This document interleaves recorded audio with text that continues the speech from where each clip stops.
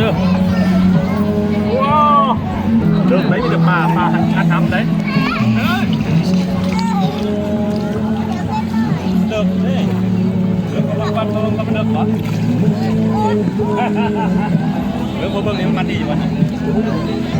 เทียนกันเด้อ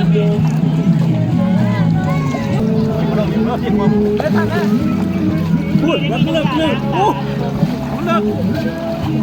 เราพ่อว่าเป็นยังไงโดนตีฟันขาดนี่ฟันขาดร้อยบาทนี่ร้อยตาก็ได้เปิดเริ่มเป็นทุลามันโอ้มันจับไม่ออกจับตีจ้ะเอาไปมาเนี่ยโอ้แคปปี้นี่ร้อยนี่นี่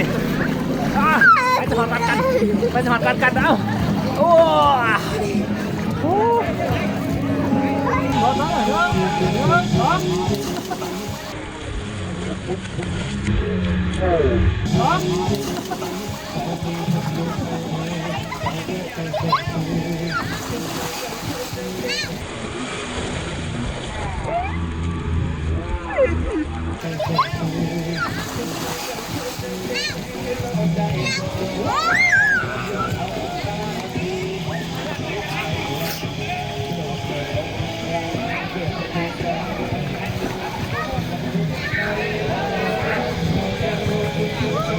เด็กที่อันนี้มันแคบมันกว้างเลยมันข้ามันปวดหัวปีน